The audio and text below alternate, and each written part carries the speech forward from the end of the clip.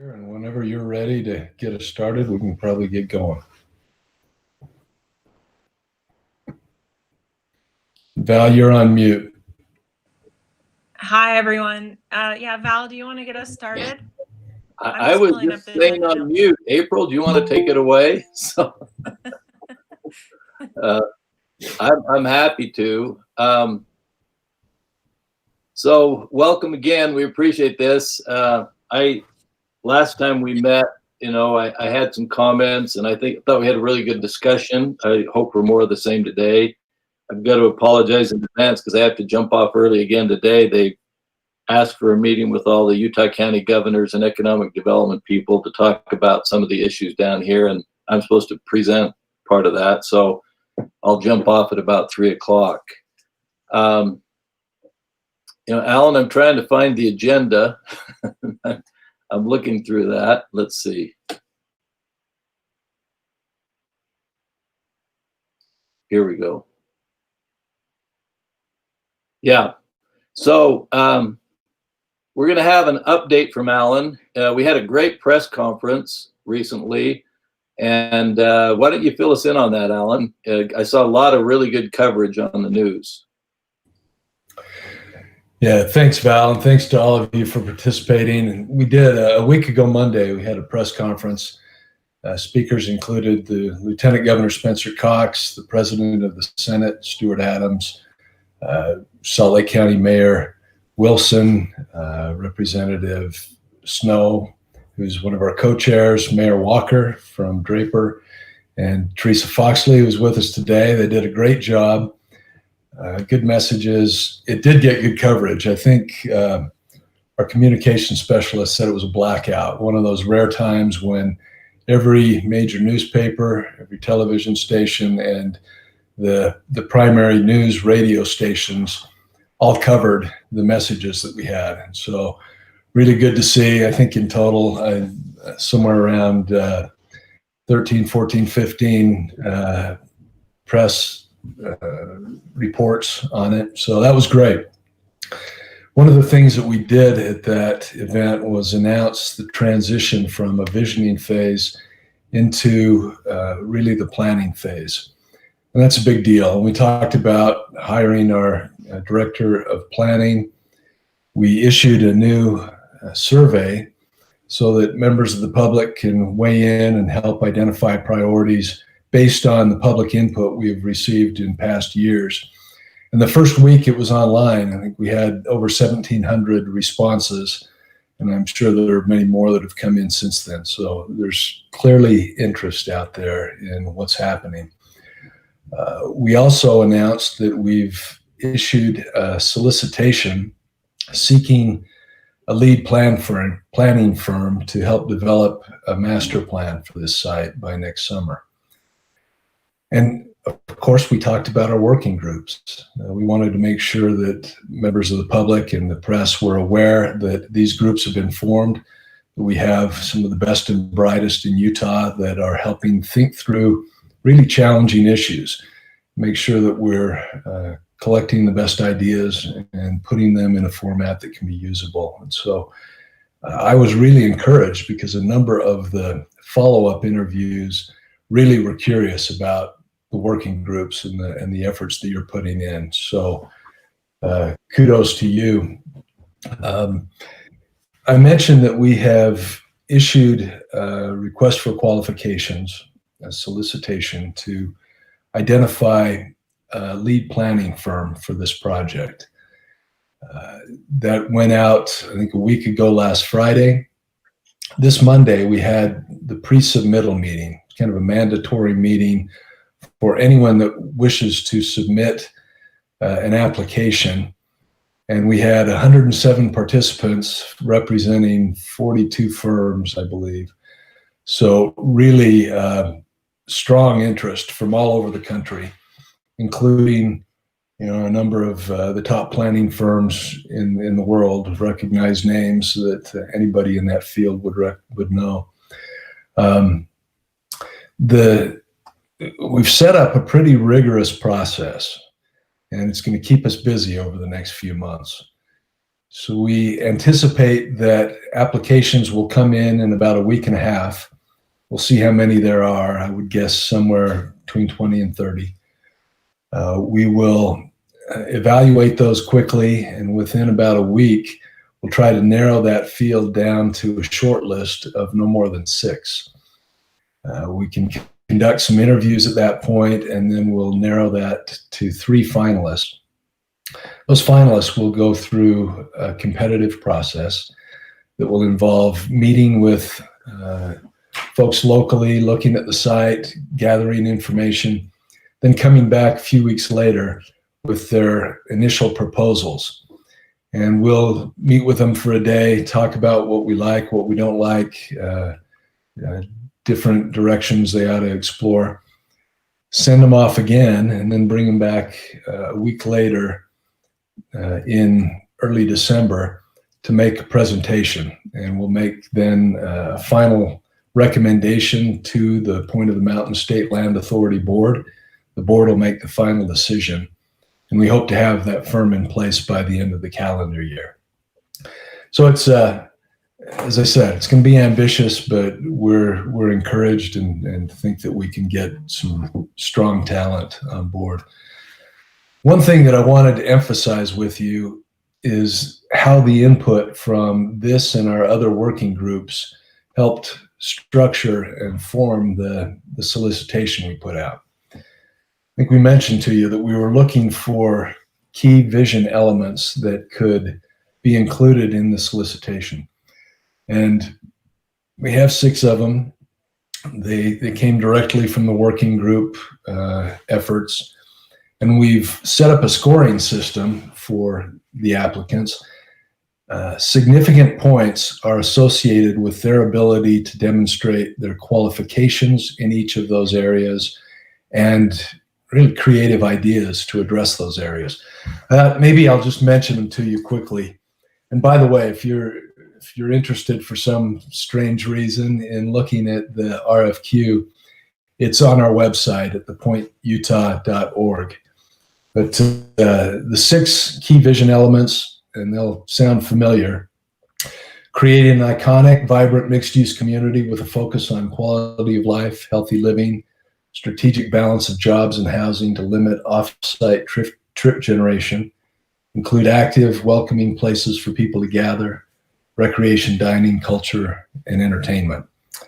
Second one is focused on transportation and mentions high-quality, future-focused, multimodal transportation system, emphasizing convenience, safety, access, regional traffic reduction, limited parking, emissions reduction, and active transportation. The third is economic development piece, which you were most involved in, is promote enduring statewide economic development through job creation, workforce development, and revenue generation. Create a community that will attract and nurture top talent and outstanding anchor companies, as well as smaller local businesses. Fourth was focusing on the innovation piece that we've talked about. Advance innovation by creating a place that promotes a culture of creativity and ingenuity, attracts outstanding talent and investment, promotes solution-oriented research, fosters the growth of promising early-stage companies, eliminates regulatory barriers, and facilitates interdisciplinary industry and academic partnerships to generate and commercialize new ideas. Then the fifth is kind of the sustainability piece. A lot of this came from a number of the working groups, but especially the environment and air quality. And that was to create a model of sustainable development that, relative to traditional development, significantly reduces air emissions, including greenhouse gases, water pollution, and water and energy use, and takes advantage of on and off-site renewable energy resources. And then the final one is really the regional coordination piece. That is, that we want to coordinate closely with others to ensure the development fits well with regional plans and infrastructure, advancing the interests of the broader community and not just the site, promote regional trail, transportation, and green infrastructure connections through the area, and facilitate thoughtful regional growth. So you'll hear in those directly a number of the key concepts that you developed in our last couple of meetings. And so we appreciate very much that input. And as we move forward with the solicitation, we'll have you involved in helping us feed more detail into this process with the planners. So that's kind of where we are. Happy to answer any questions about any of that if you've got any. Any questions? Okay, and Val, before I kick it back to you, maybe just a reminder to everybody that we are recording this session and that this is being presented live streamed on our YouTube channel for the public to watch. And so we also welcome any members of the public who are watching today. Val? Okay, thank you. Now, I was just going to share a few thoughts from GoEd on the recruiting process here. We've had several conversations with EDC Utah and on our staff and with many people about recruiting for this site. You know, there are various ways and activities to go about recruiting. I think one of the things that we would like to do is identify different industries, different companies, and just talk to them and see what their interest might be. April had a conversation recently with the head of one of our unicorn tech companies here and just flat out asked him, hey, you interested in moving your headquarters to maybe the point of the mountain? And the response was, yeah, I'm interested. And so a lot of the interest can come just by talking to people, making them aware of the opportunity. Alan's had some conversations with one of the largest companies in the world and two of the vice presidents, and you know, there's some interest there. So a lot of it will just be talking to people and just mentioning the fact that we have this unique opportunity and asking them if they're interested in it. And I think we'll find more interest than we think out there. You know, one of the things that this group and others need to decide is what types of businesses, what types of industries do we want there? And then I think we start working with them first and you know, identifying who's going to be the best, you know, the best partners with the state and who's going to give that site the most bang for the buck. Again, I like to look at it, as the legislation says, with an eye on the economic impact on the state. The state spent many hundreds of millions of dollars to move the prison site with the guarantee to the taxpayer that this would regenerate that revenue and become a revenue fountain for the state. And so when I look at this, that's kind of the way I look at it. Teresa, do you want to add anything about this recruiting aspect? You guys will be right in the thick of it. Val, thanks for the opportunity. We'll be discussing the cluster strategy or the key sector strategy in just a moment. So I think we can cover some of that in our presentation and give time back to the rest of the group. Okay. Yeah, my feeling is we're going to have more interest in this site than we maybe even anticipate. Preliminary conversations with people, if the timing is right and they're looking at some type of an opportunity to move, this will probably be an attractive thing. Okay, let's go ahead, Teresa, and transition to you on your perspective on key industry sector strength. So it's Mike Flynn and Matt Hilburn. Great. Well, thanks again, Val and Alan. Appreciate the opportunity to provide a quick presentation. We have been asked by Alan to share what industry sectors the state of Utah currently focuses on and how we came to focus on those sectors. What is it that creates an economic development strategy around key industries? Why do we target them? What are the multiplier effects that we can expect from them? And what are key strengths that Utah has in certain key sectors that we can build off of? Of course, the state of Utah for the last 15 years has had what they call a cluster strategy or a key sector strategy. EDC Utah has supported that through researching the economic assets within those sectors. And then we target our recruitment efforts as an organization around those currently 6, evolving 7 sectors. So really pleased to be able to introduce from our team, our Vice President of Research and Marketing, Matt Hilburn, who will walk us through a presentation on a little bit again of the history of the sector program and its current evolution. Also joining me today is Mike Flynn, who is a member of this working group. So thanks, Mike, who's had probably as much history and insight into the sector strategy as anyone involved in statewide economic development at the moment. So thank you. Matt, why don't you call up your presentation? Thanks, Teresa. And I'm actually going to have, we've got sort of 2 parts in this presentation. And so Mike's going to cover sort of the history and the whys behind the behind the clusters here. And so we'll have him start off, and then I'll take over, Mike, once we get to that point. Awesome. I am, Alan, do you have to share my screen or do I just hit share?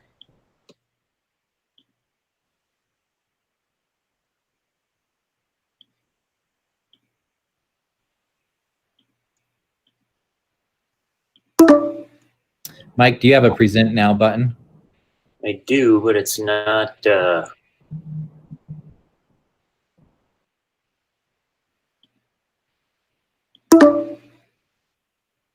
it's not letting me do it. Do you have, is it working on yours, Matt?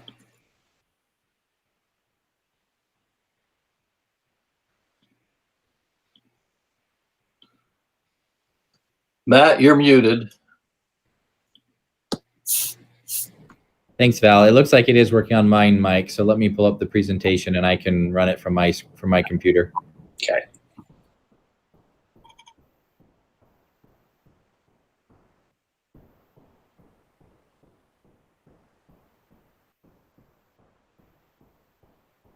Okay, I'm just grabbing it. So as Teresa mentioned, Alan had reached out and said, hey, could you guys put together a little bit of background on what the current clusters are, sort of what the history of the initiative and the program has been, how do we market the current clusters as they exist? How do we define those? And so we put together just a little slide deck on that, and can kind of walk through at least how we got to this point in time from 2005.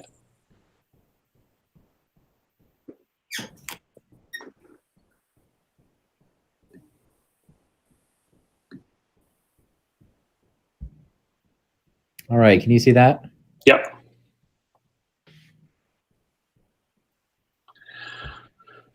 So, the first attempt at this was really, at least to my knowledge, launched back in 2005 with the support of a group called Battelle that engaged in some deep dive analysis on the structure of the state's economy, specifically around a few key variables. The first was, where do we have a higher than average concentration of occupation? So where do we have a significant number of people doing the same thing is disproportionate to the rest of the country? The second was around where do we have a concentration of industry? So both firms as well as revenue related to those firms. The third was what unique assets inside of these industries exist in Utah. And a good example of that would be a thing like Hill Air Force Base. To have a major military installation in that type of proximity to a population center is not a thing that exists everywhere. The fourth was in working with universities and the venture capital community to figure out what sort of R&D assets and emerging assets and industries did we have in the state. So not only what was significant at the time, but what appeared to be sort of on the horizon as far as developing industries. And then the last was analyzing our universities and what sort of unique assets existed there. So the thing that is often cited is the fact that we have the only medical school in the Intermountain West. That is an education asset that makes our community unique. So Battelle did this analysis and originally presented, I think, 4 industry clusters to the state. There were a few that were on the fringes that sort of got promoted into the formal clusters. And so if you jump to the next slide, Matt, well, actually, those initial clusters were defined, and the idea behind that was, this was a quote that I remember coming out of an early meeting I sat in, this idea of play where we can win. So figure out what the state of Utah does better than everybody else, and let's focus our economic development and marketing efforts in those areas. So when it comes to, trying to market to industry, let's not try to communicate with everybody. Let's figure out the types of industries and the niches inside of industries where we really have a competitive advantage, and let's focus our marketing dollars there. Second was around, let's develop subject matter experts inside the state and inside of economic development. So people that can speak the language of industry, that can understand the trends, that can build the networks, that can really dive deep inside of these industries and sort of become an embedded player in these industries, but have them work on behalf of the state. The third initially was to develop some targeted incentive tools around these specific cluster industries. And if you look at the primary incentive tool that exists today, the Economic Development Tax Increment Financing, the EdTIF tool, that originally started as a thing called the AATIF, and the AA was for aerospace and aviation. So that was a targeted incentive initially that was focused around this cluster industry of aerospace and aviation. The idea was, let's build incentive tools, let's build inducement tools really that are tied to these areas that we know we can compete successfully in. And lastly was, let's just build the state brand around, from an economic development perspective at least, let's build the state brand around these specific niches inside of industries where we can compete better than our neighbors. And I think, the other sort of, in addition to this play where we can win idea, the other was start to build an economic development system where the sum of the parts was greater than their sort of individual capabilities. So where we have industry expertise that's tied to education assets, that is tied to some of these embedded assets, that when they all work together, we can sort of fight above our weight when it comes to a state of sort of our population and scale. So really, out of this first Battelle industry, it was not only to define what they were, but to define why they were important. So the original 6 that came out of this from the Battelle study in 2005 was aerospace and defense, energy, and energy initially was one of the ones that was on the periphery that when I started doing this, it was sort of a subcluster or a secondary cluster. The math, the actual metrics sort of pointed to the fact that there was some cluster characteristics in that industry, but it didn't really match maybe the rest of them, but it got sort of pushed into the same category. Financial services, life sciences, outdoor products, and software and IT. And within some of these clusters, there are really specific areas of focus. So inside of life sciences, it's really related to things like medical device. And if you want to get really specific, it's related to things attached to medical device related to heart device. So, the original 6 clusters that came out, part of EDC Utah's responsibility was to really help define those. It's one thing to say we have an aerospace and defense cluster. It's another thing to say, what are the specific NAICS codes that go into that?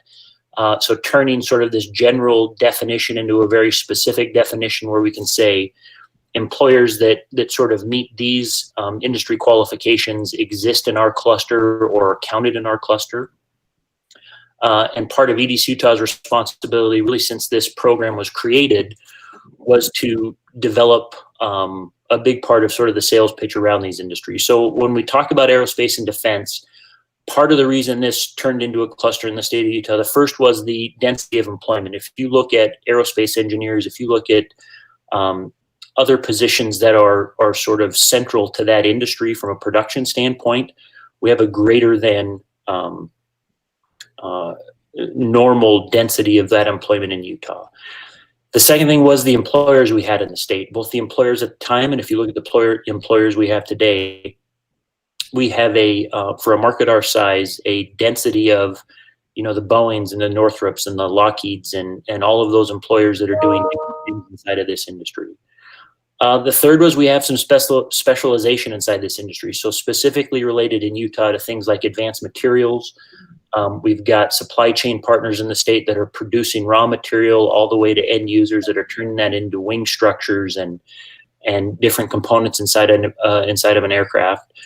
We have specialization in things like unmanned systems. We've got one of the largest training ranges in the world out over the West Desert to test an unmanned system. So again, we have these embedded assets here that give us a competitive advantage inside of this space.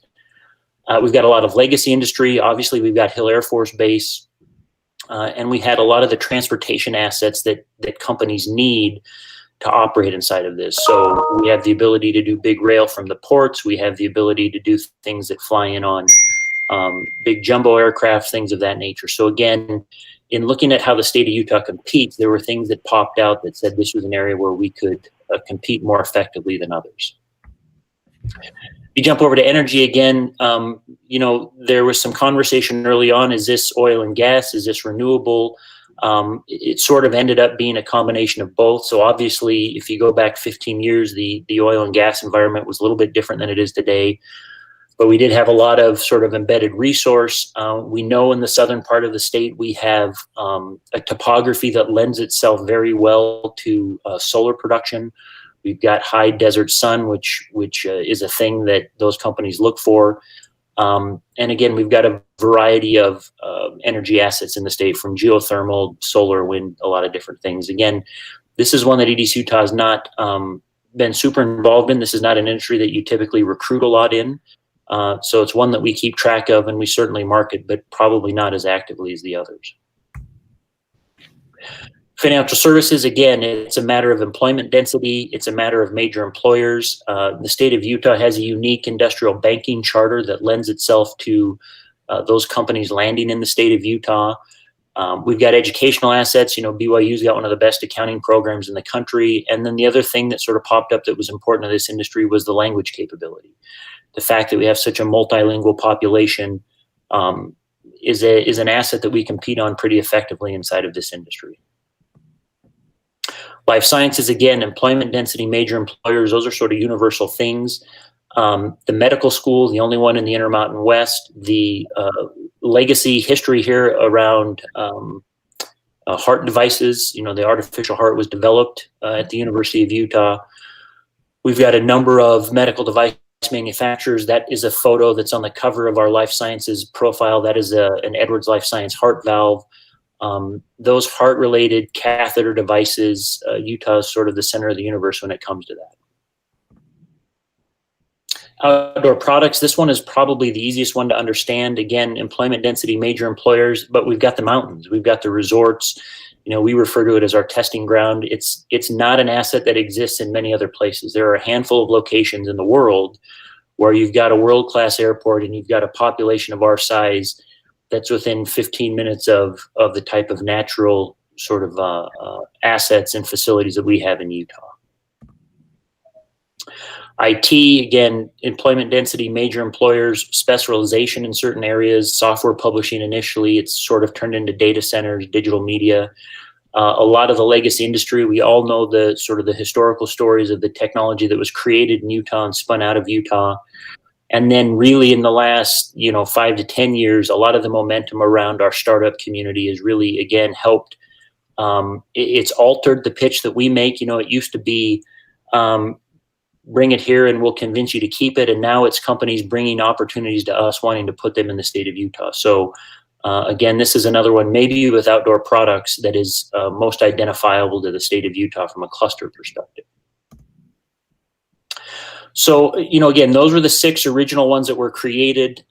If you go to our website, www.edcutah.org, you can find copies of our industry profiles that really do a good job of encapsulating what the value proposition is from a business standpoint. Our involvement as an organization has been varied over the last 15 years. When Matt got to our organization about 5 years ago, we really engaged in the process of, as I mentioned, defining from a NAICS code what exactly counts inside of these industry clusters. If you were in economic development 5 years ago, what you would have noticed is that a lot of different groups counted the employment in the state inside of these clusters differently. So one group would say we had 60,000 software employees, and one group would say we had 40,000 software employees, and one group would say we had 20. And what we realized was everybody was using the terminology of clusters, but they weren't using the same base of NAICS codes. And so one of the things Matt did was really help define what counted inside of these industries and what did not.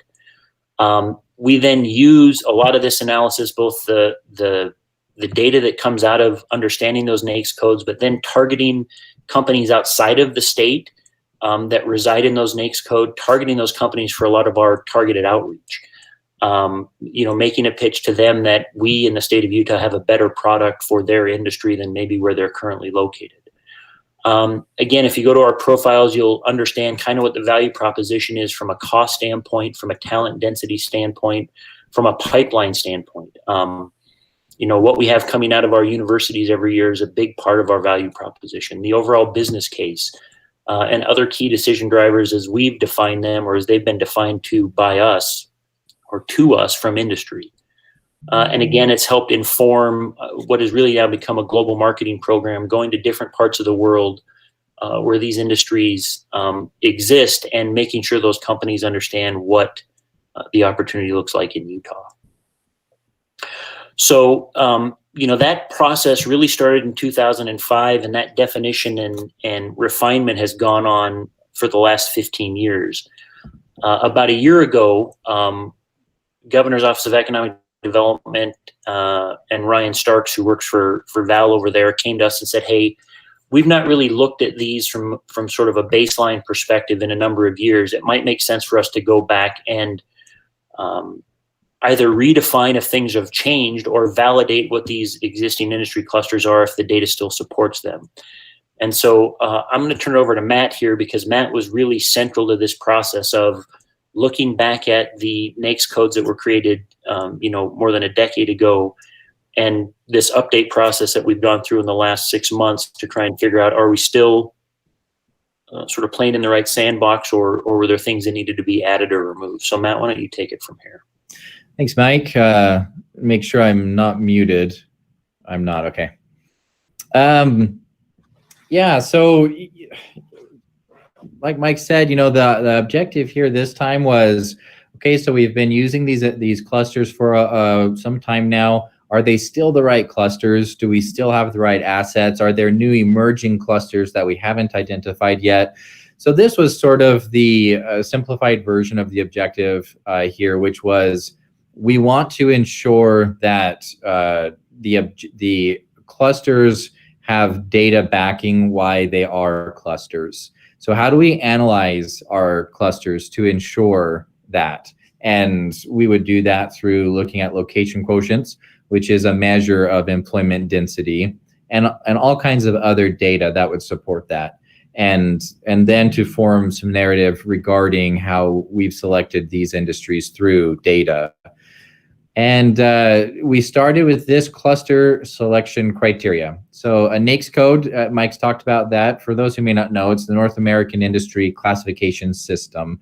It's just a way to, anytime a new business is formed, they are given a NAICS code. It's almost like a social security number. It drops you into, and we wanted to identify what industries in Utah have an employment density at least as good as the national average. So a location quotient of 1.0 would be the national average.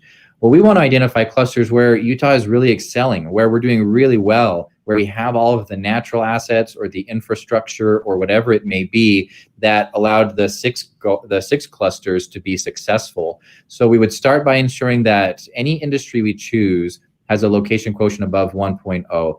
By the way, I can't recall off the top of my head, but there are a few hundred NAICS codes if you're looking at the 6-digit NAICS code level. So we looked through all 600 or 700 of those as we did this analysis. So then secondly, I know some of this might be a little boring, so I'll be brief here. Within each industry NAICS code, we wanted to ensure that the median employment density was achieved. So there may be some particular industry where in Utah we're doing a lot of things in that industry. We'd say, okay, well, what is the specific expertise within that industry that we have? And that's what that second bullet point would allow us to do. We also really want to ensure that Utahns have really great wages. So, if we're going to engage in recruiting companies to Utah, we want to make sure we're recruiting great jobs. So a part of this was ensuring that wages are exceeding the median wages. ensure that the historic growth has been positive, that this is a strong industry, not just a flash in the pan. And then finally, in general, we want to make sure that the total employment is large, right? We want to look at large industries like financial services or aerospace. However, there might be some industries that have really low employment, but that have high wages and high density. These could be emerging industries. So we did look at smaller employment industries if they met those other two criteria as well. There were a few other things that we considered as we analyzed all of these NAICS codes, looking for what our new clusters would be, such as data not found in NAICS codes. Hill Air Force Base is a great example. That's a great asset that definitely lends itself to making Utah a great place for aerospace and defense, and that's not contained in the NAICS code. And so the primary analysis was on the NAICS code data, but we looked at industry assets, existing infrastructure, other qualitative information. As Mike mentioned, for outdoor products, one of the greatest assets is those quote unquote testing grounds, the environment and geography that we have here. So those were considered as well. Projected annual growth was evaluated. However, any projection is going to have some uncertainty.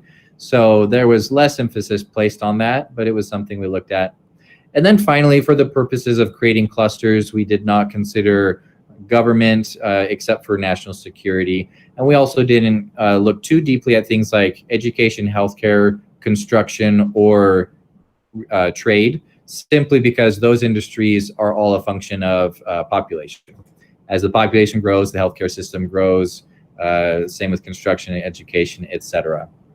So that sort of creates a foundation for what we did, created a pretty in-depth analysis looking at every single 6-digit NAICS code in order to find our new cluster, complete independent analysis from what was done prior to this in the other clusters, and very cool, ended up with very similar, bit of some tweaks. The first difference was that there was a 7th cluster that, based on this analysis, would be meaningful to be considering, which is advanced materials and manufacturing. This is sort of a sub-industry in many ways. Aerospace and defense makes a lot of use of the advanced materials and manufacturing industry, as does outdoor products and recreation. So in a way, this has already been a bit of a focus. In fact, we even have, I think, 12 industry profiles right now that allow us to quickly send information on industries in Utah. And we already have a profile for that industry. But that one came through as showing some real strengths in Utah, both by employment density, wages, all of that. Aerospace and defense, no surprise that continued to be, to meet all of that criteria. Energy development met all the criteria as well. This one is a little, different, as Mike indicated. A lot of the location quotients are in coal and mining and other extraction industries. And so I think, that's where the majority of those location quotients came from. Financial services, again, we've seen that industry growing significantly, so that's probably not a major surprise. And then life sciences. Life sciences has been a cluster for a long time. A lot of the expertise in Utah's life science industry is actually in the tech space and a lot of the innovation that's occurring in healthcare. So this probably wouldn't change a lot holistically to the actual, the NAICS codes really didn't make a significant change there, but I think it's important to recognize a lot of the technology that's happening within life sciences, which may end up, creating something like healthcare innovation might be a better defining name for those NAICS codes. However, life sciences certainly continues to be a strong cluster. Information technology, we've seen that continuing to grow, meets all of the criteria we discussed, as does outdoor products and recreation.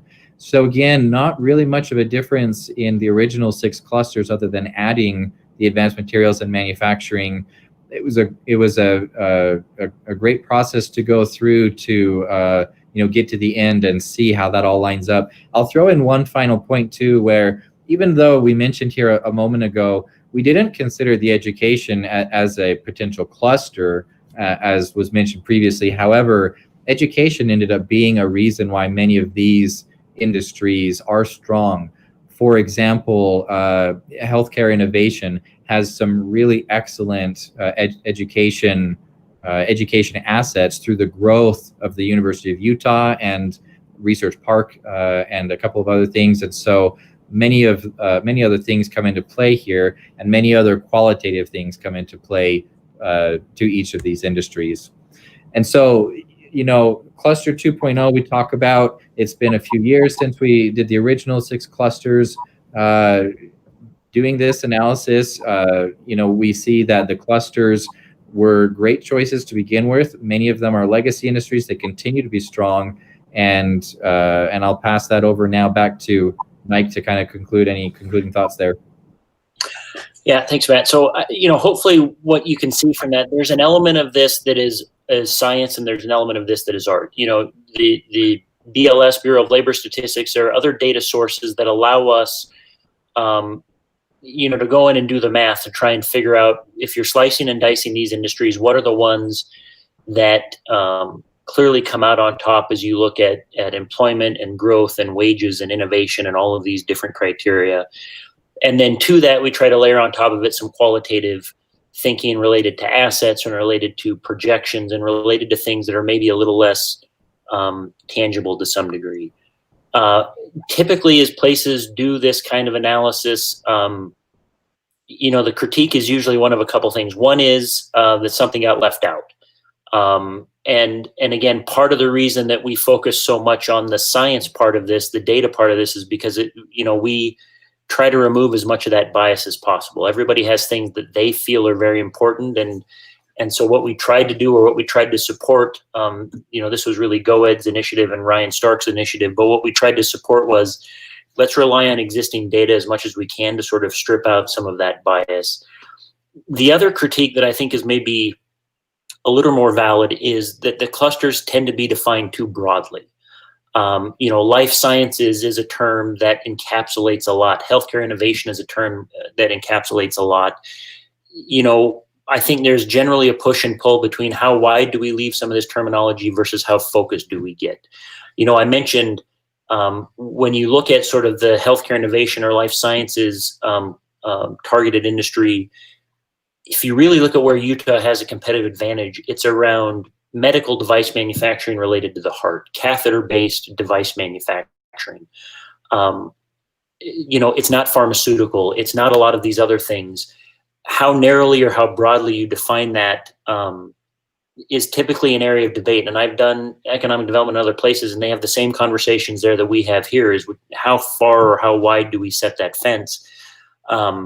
There's probably a fair conversation to be had there. I think if you make it narrower, it's easier to target and it's easier to get hyper-focused, but you potentially leave some industries out or some people out around the fringes. So generally you default to a wider categorization, even though something a little more narrowly focused might be, technically a little bit more accurate. So, happy to answer any questions. Again, Matt on our team did a lot of the heavy lifting from the data standpoint. I know Ryan and the team over at GOED relied a lot on industry experts to sort of validate and vet this information and layer over the top of that some of the qualitative aspects of it. Like anything, I'm sure it's not perfect. There's probably things that if we went back today, we would do a little bit differently. But, I think I'm generally pretty confident that where we ended up with is as right as any outcome. So happy to answer any questions. T, I don't know if there's anything, you've been involved in this for a long time too, if there's anything you'd add in. No, of course, Mike and Matt, you always do an excellent job in the presentation. I appreciate that so much.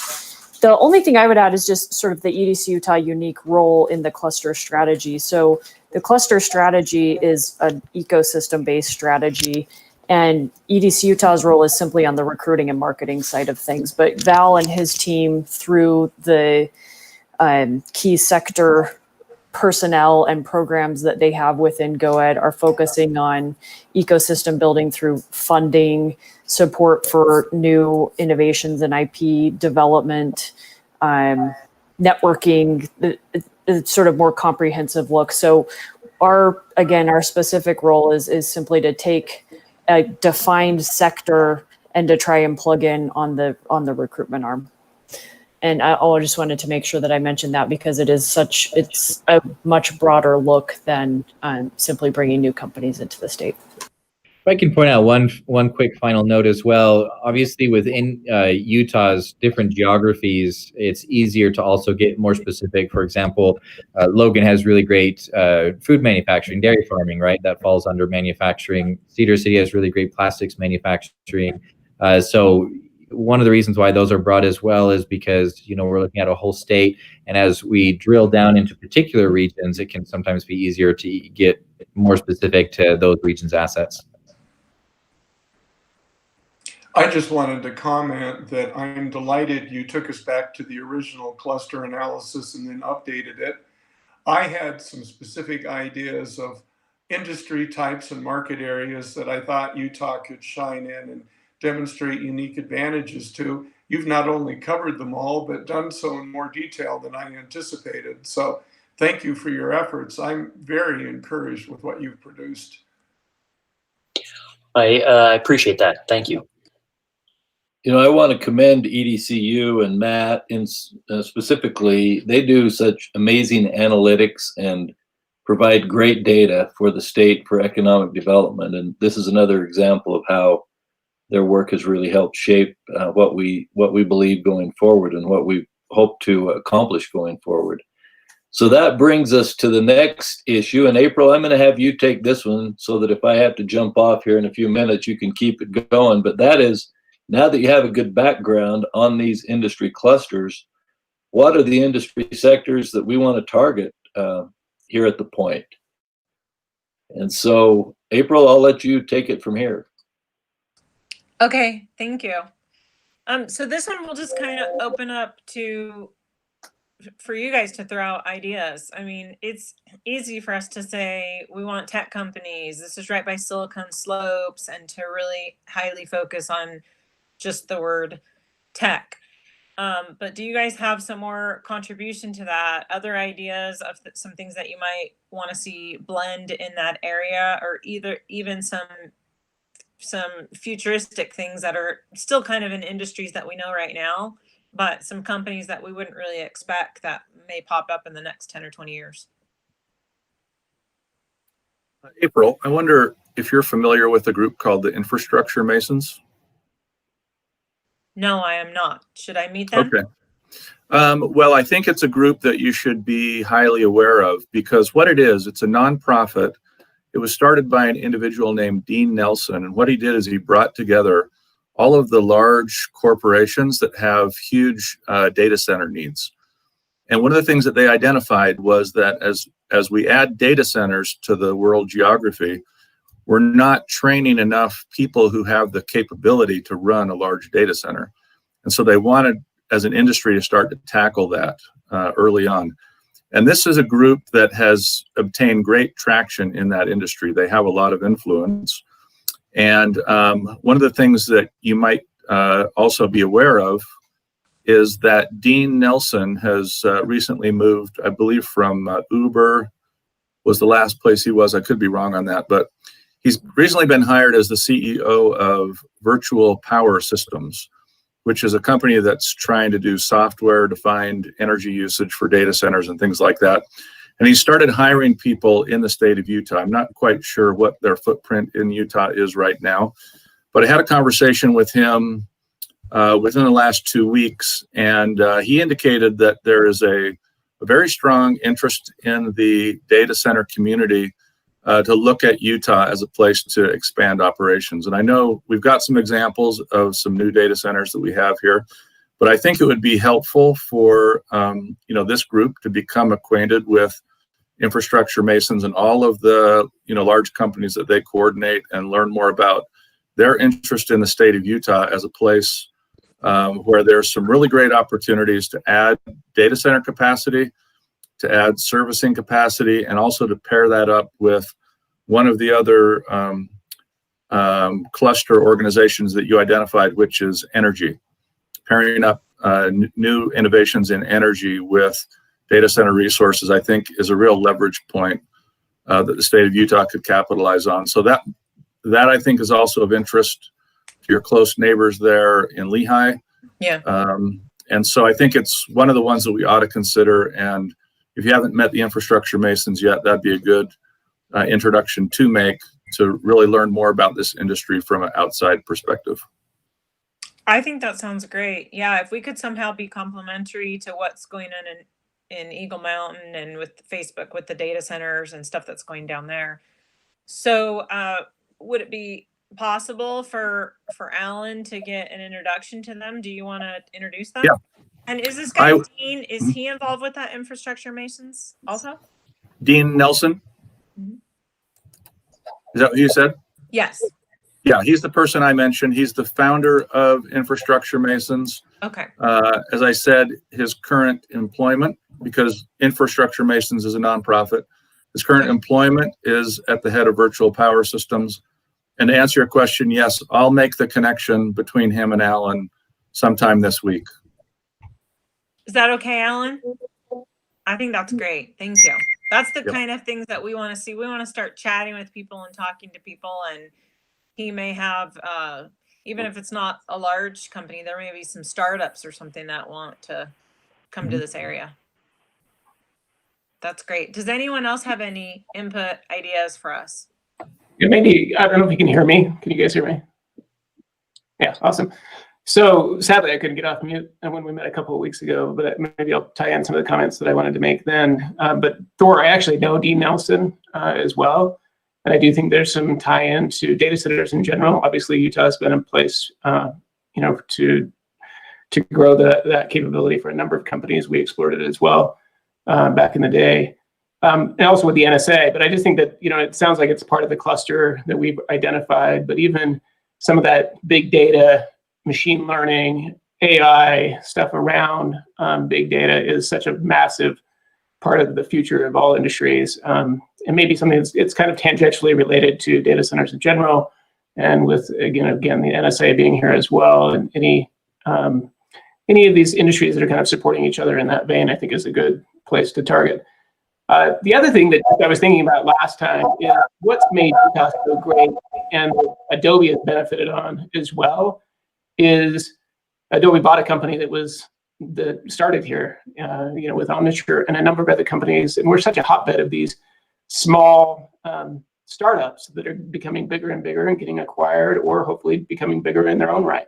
But I'm just wondering, is there a way to carve out an incubation type of scenario on this property that maybe even in a subsidized way for the state allows some of these startup companies to have a way for them to grow and flourish in maybe these areas that we think are promising in other clusters, and allow. I know it's hard because we'd be competing with some of these other, WeWork and other types of functions for providing space. But I'm wondering if we can create a cluster of some way to create synergies for startups specifically that could help accelerate some of that for the business.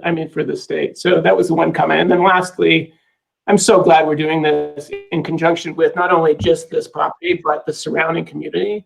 Because as we've talked about, Adobe, when I did site selection years ago, some of the promises and inclinations just certainly haven't come to pass as well as we would have liked. And it's just not as pedestrian friendly. So hopefully we can get connection with light rail and things like that. So there is a pedestrian friendly places for our employees to go and be entertained, and just a cluster, a destination space that can benefit the surrounding community. So not just on business, but also what we talked about last time, supporting infrastructure and entertainment. So that's it. Thank you. Yeah, we've definitely, so for the first 2 years, from summer of 2018 until summer of 2020, we pretty much just met as a board up at the governor's office, at the Capitol building. And those terms like house an incubator, do something for startups, innovation center, those terms have definitely always been thrown out. So the idea of it is a yes. Then the other side, well, who's going to fund it? How are we going to make it pencil? what actual organization is going to say, yes, give me a building there. I want 3 floors, and doesn't need to be subsidized. So really none of those detailed conversations have gotten anywhere. So that one's one where maybe we need 1 or 2 people on the working committee to say, oh, I've seen an incubator happen already at such and such place, and this is how they did it, or this is how they funded it. So we could potentially use some help with that, because the idea has been rumbling around for a while, but nobody really has taken it forward or anything. Then as far as infrastructure, I don't know. I keep trying to get Alan and Val to get Elon Musk to bore us a hole from Lehigh straight up in there. We can just go from Adobe. We can just go back and forth all day long. That may beat the tracks consideration that's been going on for 2 decades. So. No, I don't. I grew up in Washington D.C. and so it was just like normal for us in the 70s. When I was little, you jumped on the subway. We really went underground. We could tell when we were under the Potomac River because our ears would pop. Like, we've been underground there for 40 years. So it's not like it can't happen, but maybe it just doesn't happen here in Utah, and that's too far off. So any other ideas? Yes, April, this is Joseph Spence. I think there's been a lot of, certainly, great presentation, a lot of information around, triangulating the industry clusters where we think we have a good chance at being top class and the things that we want to develop. I know from our own surveys that a lot of the reason why the people that do come here, if we look at some of those that do leave, though, certainly, many do stay, but there are certain things that they want in Utah that they can't, they don't believe anyway that they get. And so one of them has just been sort of the K through 12 education. What I do think is possible here with the point is to attract some of those global class, well-known K through 12 education organizations that would really, when you look at some of the executives and other folk that, you want to attract to that area, would really add a nice little kick. So, and happy to suggest some of the possibilities there, but if that hasn't been something that's been looked at, I certainly recommend that that it does get looked at. And like I said, very happy to assist in that area. And I would also say again, too, when we're looking at some of those industry clusters, there's a lot of ways to approach, those, a lot of those companies. And I'm fortunate to have, again, able to put my ear to the ground and understand a lot of the ways that they think about things when they're looking at relocating. One of them is what type of existing infrastructure is laid in the state or in the area where they may relocate. So take, for example, drone companies, or autonomous vehicles, et cetera, and so forth. Building in the types of infrastructure, for example, smart roads and or electrified roads, and or other types of technologies, to the degree that we're able to conceptualize those types of projects and then invite those companies in as participants in the development of those types of things. And I'm certainly in the model where it's not owned by any one particular company, but it's just sort of a shared infrastructure type of thing where the state is, and or the county or the city actually owns that stuff, but it's a platform for a lot of these companies to play in. The hand that we have in actually really attracting some of the best in class companies to come here, it just goes up dramatically. And that's another way for us to think about how we develop those industry clusters outside of, simply having a wonderful meeting with them and, maybe convincing them to come here. And I think there's a tremendous amount of work that the Point Project opens up for us to actually do that in. And again, happy to go into more detail into exactly how that can be done and who some of the touch points are in industry to who we can engage very interesting conversations and recruitment with along those lines. Thank you, Joe. So I'm going to let Alan Matheson speak for a minute because Alan, you've been sitting through all the education groups, and has anyone been talking about actually having like a K through 12 or a private or charter school right in that place? With the way, with what COVID did to us this year, where there's like a lot of online learning and a lot of people aren't sending their kids to school, and then a lot of people are, there's probably been a lot of new talks in these groups, but I'd love to hear from you for a minute. Thanks, April. And I think it's a great idea. There has not been a lot of discussion about it. We've talked about education as a whole and kind of plugged in with the local school districts to make sure that the impact created by the point can be addressed appropriately, but haven't talked a lot about bringing in an education provider from outside, and that makes a lot of sense. I think it's something worth exploring.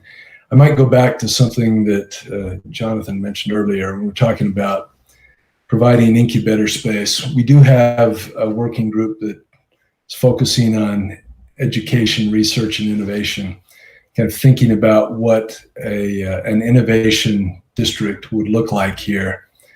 And they've provided some good input.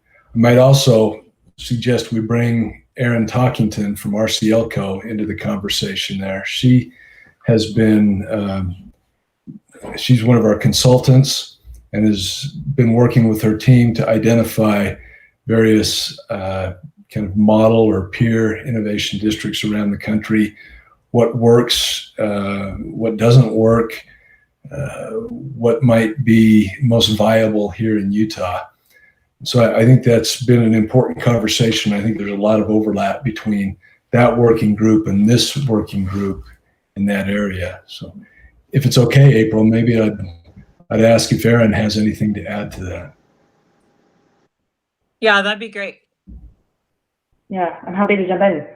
I think it does start to be a lot of overlap when you start to think about the things that probably would attract some of the companies that we're talking about to the site, and also the things that make for a great innovation district. And, Alan, I think we shared some of that background research we did on innovation districts with the other group, but it might make sense to send it out to these guys as well. We've talked about the word ecosystem in relation to industries, and I think that holds true, very much when we think about innovation districts as well, in the sense that it's not just about one piece, it's about a lot of things. It's about an incubator and, big companies and growing companies and accelerators and things that are related to those pieces, as well as having the other components of the site, the housing and the retail and the place that attract them. And the programming, right, the activities. And, we've seen places where, that's been government led, and we've also seen places where those have really been privately led. There's several private, incubators out there that, do have a nonprofit or a for-profit model, and, it doesn't really require, an annual subsidy from the state or from another group to keep it going. So, I think there's a lot of options out there, and maybe we should share around that research. Alan, so others can see some of those examples. If I could, we'll do that. To illustrate some of that on the education side, for example, right? Maybe just help make it more concrete. And I've done a lot of work among a lot of these different groups to understand their models. One of them is James Cameron. James Cameron and his wife, for example, launched a school.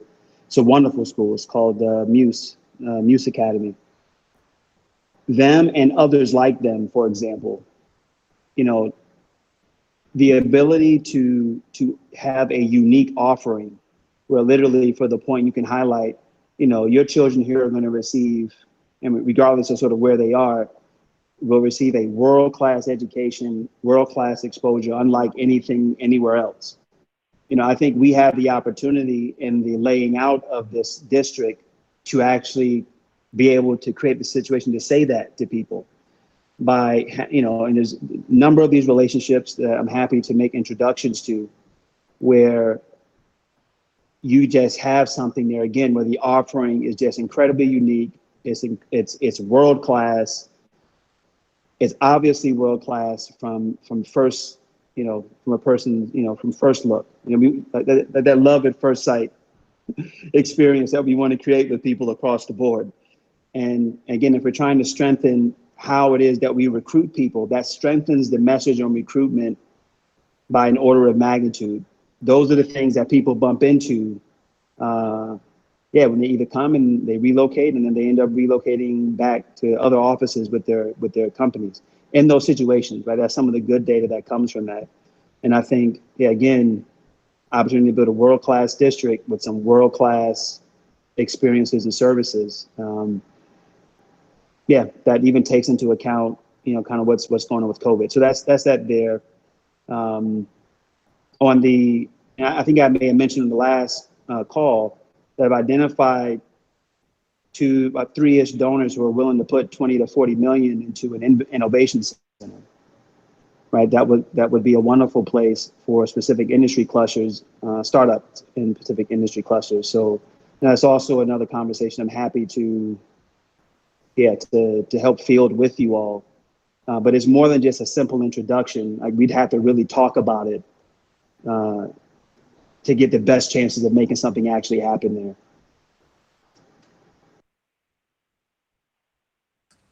Thank you, Joe. So does anyone else have anything they want to add? I've got a couple comments. They're triangulation points because they're not directly involved with the work we're doing, but they relate to support of what we're up to. With regard to data centers, AI, machine learning, big data, those are critical areas that all the angel organizations here in the state are very interested in supporting and providing angel funding for. So it's just something to consider. That represents what we would consider a very, very hot investment area that isn't going to go away in the next 6 months in a fatty manner. The other point I wanted to raise with regard to data centers themselves is that low cost power is one of the critical drivers for the selection of a placement for a large data center.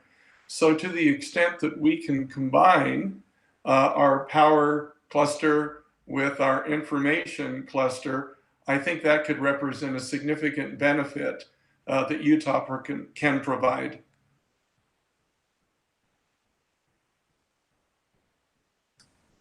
Thank you. Okay, Alan, I think we're done with that section. And again, always feel free to reach any of us outside of this if you want to talk to Alan or me or Val. A few people have had to drop off of the group. So, Alan, we can go on to the next topic now. Well, I think that is the last topic. And the point is that we don't need to today say, here are the 2 or 3 categories that we're going to be focusing on, the industry sectors. That'll develop a little bit over time. But I think what we're trying to do is narrow the field a little bit, see where we've got some advantages and where we can start the process of reaching out to companies. Now, we're still a couple of years away from actually turning ground and being able to start building the infrastructure and then the buildings. But, at this point, we can be reaching out to leaders in various sectors so that they can be aware of the opportunity. It's on their radar screen. And also so we can start talking to them about the elements that would be most attractive to them at a site like this. So as we do the master planning, we've got the end in mind. If we want to recruit a particular cluster or company, sure would be nice to know what they'd be looking for. So I think part of this discussion today is to get further input from you on, are there particular areas that we should focus? And I think we got some good input on that. I'd be open to any further discussion that any of you have on, whether it's the clusters that EDCU has identified for the state or something particular to this site.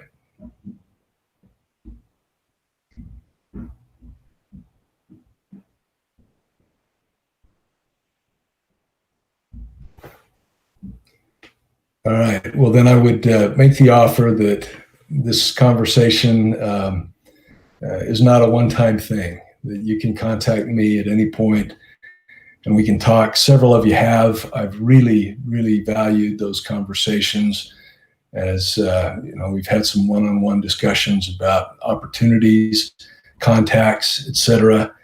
It's been exciting to me to see the level of interest within the state, but also outside the state, as people start hearing more about this